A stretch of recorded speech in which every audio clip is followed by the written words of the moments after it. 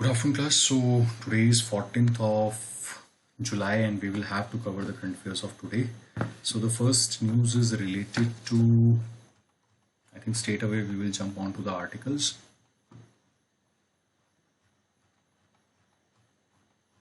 Yeah. So unproductive idea. Now, what is this unproductive idea? So this is a criticism of the policy of Uttar Pradesh government, basically to give incentives and disincentive to the individual who have more than two children and are working in that particular space. Now, when it comes to the socio-economic empowerment, they are more effective as compared to the rules that are being made. Cohesion is more effective. Now, when we talk about National Family Health Survey, so this is the two crises that we are generally going to talk about, but this unproductive idea is very important. I hope you understand what could be basic philosophy. China have followed the philosophy. Now, once the society fabric has been changed, it is very difficult for the government to basically change the philosophy. In 2016, China have allowed two-child policy or relaxed the one-child policy, and in today's world, they have relaxed even the two-child policy. So even if three childs are there, they will be sufficiently uh, provided different incentives. At that particular time, I have told you that if you have to stop somebody, you have to give incentives, and that is the one mistake that has been made by at that particular time by the government of China. So इसको पढ़ लीजिएगा, important नहीं है. I think all the issues with regard to the population control you already know. So I don't think I need to go in detail. The next news is related to the upcoming crisis in the Indian federalism. So this is with regard to the Article 1 of the Constitution and the existence of the 1976 state. Please do not read this whole article. Rubbish this article is written. There is only two matter of crux to that particular part. The one is the delimitation of the seats in Lok Sabha and Rajya Sabha has been freezed to the census that was happening in 1971. Now it will happen after 2026, the first census validity when it will be conducted. So it will be conducted by the census of 2031. Up till then, all the seats in the Lok Sabha and Rajya Sabha will be there. Now, when it comes to population, if population being the only criteria of fixating the seats in the states between the north and the south, then it will be problem for the southern states because they will be getting punished for the better work that they will be doing. It is just simply saying like that a person have scored 90% marks and a person have scored 50% marks, but all the people have to get average marks. Therefore, you will take away the incentives from that particular person who have scored 90% marks and will give it to the person who have scored 50% marks. So that has been the case, and you should not de-incentivize the person who have been not doing well over the past decades. So that is the one thing that the government have to look for, and in that there have been or there will be trouble with regard to the existence of the federal polity over there. Now, when it comes to India, India is a federal polity which is of sui generis nature, and it is a form of a national unity, and it is workable. That is can be working, and it is not proven to be unfounded on the basis of the things that are currently happening in India. So whole of the polity has been mentioned in it. You can look into it, but I don't think that it is sufficient enough, or article is I think have a depth enough to basically debate about all the things with regard to the essence of the union. So I hope you already know. I am taking straight away from the polity. When the Article 1 of the Constitution was framed, I hope you remember, Mr. B.R. Ambedkar have given two statements. He said that India, although it is a federal polity, but it is a union of state. Now, the union of state is a very significant word because no state basically have a right to secede from the union. Now, union is form of a destructible state, but it is an indestructible union. But other states can be admitted to it either by the way of occupation of the territory, either by bifurcation of the territory, either by creating new states, or either by merging new states. So that is the discretion of the union. Now, when it comes to the federal polity, what are the federal principles? Federal principles are basically that you respect the right of the states and you also respect the right of the center. If both the rights are being respected, then it should not be a problem for anybody. But when it comes to the federal spaces, the federal government are doing well with regard to the containment of the population in their home states. And that has been the objective of the government. As if we look at the state of UP, they have been trying to control the population, and therefore they want to basically bring down the total fertility rate up to 1.7 by 2030.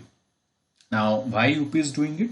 So that it will have something to say that the total fertility rate is not more, and Mr. Yogi is basically saying that the problem with regard to the total fertility rate has been basically uh,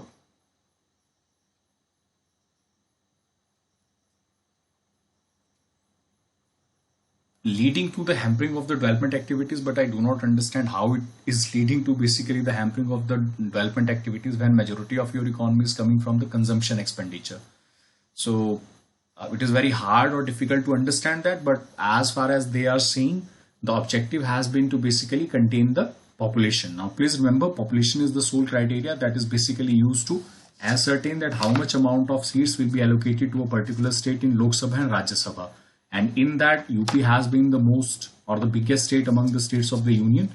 Therefore, all the basic facts with regard to the elections of Rajya Sabha or either Lok Sabha stands by the UP government or the state of UP. So that has been the one concern that we are currently looking for, and how and when it will happen, so that a better structure or better rationalization of the seats at Lok Sabha and Rajya Sabha will be created.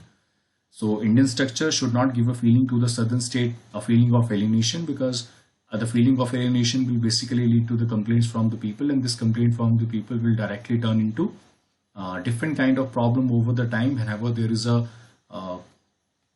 feeling among certain section of people that this union is not caring enough about their concerns that they have raised, although it may not happen. So, but still they have to be taken care of, and still they have to be taken or shall be noticed with regard to the government that is present over there. So, I hope this is clear. The next one is the growth matters, but what matters more is the individual level. As we are already saying, the individual level should be increasing, the income of the people should be increasing. So there are 3 or 4 base alternatives that has already been provided by different people across the country. The first one is that you have to increase the per capita expenditure. So you give direct incentives and money into the hand of the people. Secondly, you increase the incentives of the government employees so that they would invest. There is a sharp revival with regard to the demand only if the people started spending. The government have already taken all care of it. Reserve Bank of India does not have much headroom to basically flex its muscles because whatever they could, they have already done it. The interest rates are at all-time low. And other than that, they are also providing a type of an incentive with regard to the credit guarantee that they are offering to various individuals so that they could provide a type of objective analysis to the whatever spending that is needed to be done. So that has been the case. The next one is the disable unconstitutional sections. So this is again 66A IT Act 2000. I think sooner or later the government will have a notification that will basically lead to the denotification of all this particular section 66A. I hope you remember in Shreya Shingal case, this particular provision of the IT Act has already been regarded unconstitutional, but the government of India has been basically providing a string casing under it. Now, it is against direct Article 19.2 and it is a violation of a fundamental right. But how the civil cases are being getting registered, so there is a lack of awareness. So what you should do, you should educate and train your officials. There should be a linkages with CCTNS and there should be no FIR that must be registered and should be provided for it. So I hope this is clear. Then there is registration of FIRs violative of the court discretion, and there is information asymmetry of SHO. Everyone is responsible, should be taken into account, and these people should be provided for the betterment of the society and the betterment of the situation. Okay, so I hope this is clear.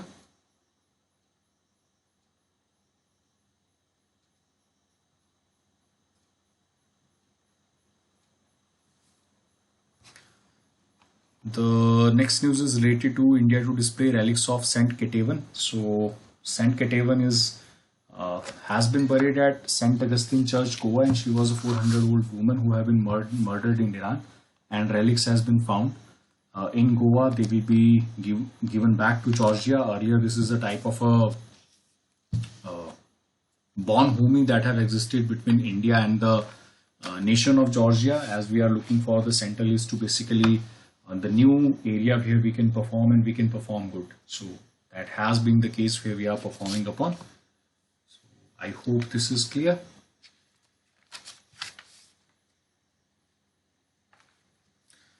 The next news is related to Assam bill bans sale of beef around the temples. So that has been the new happening that is currently happening all around the state of Assam. And Himanta Biswa Sarma is there. I hope you remember. He's also the new leader that has been appointed by the BJP. So he is going by the same philosophy. And therefore the banning of the beef around the temple is one of the major concern for the community over there, because major part of the community basically consume beef over there. However, they have allowed the slaughtering of the cows, but only over a specific age and also of a specific license holders which could be engaged in slaughtering these particular cows over there. So I hope this is clear. The next one is having a vaccine, says Bhutanese PM. So this has been a new statement that has been given by the Bhutanese PM, that they should be basically getting more vaccines from European Union and Chinese. So they have been European and US and United States and China have basically providing vaccines for the second doses that are needed to be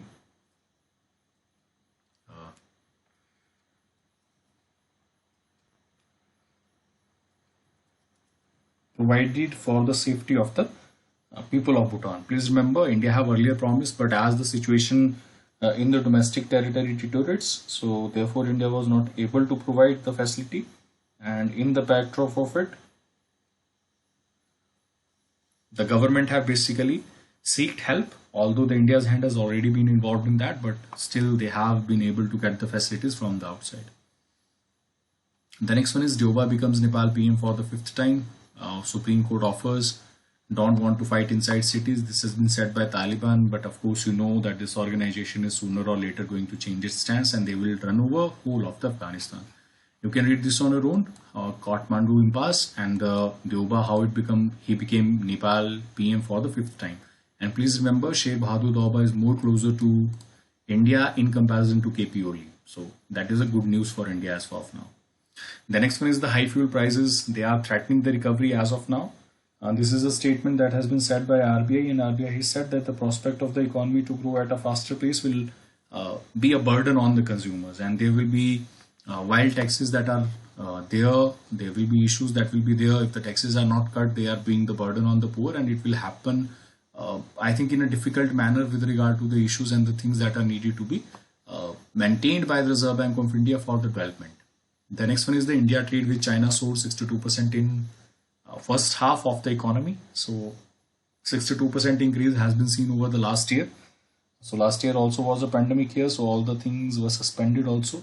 So I think in 2 or 3 years you will not getting any correct data with regard to how much development have occurred, how much growth have occurred, and how much different things have occurred. So keep that in mind. Okay, so I think that is it for today. Yeah.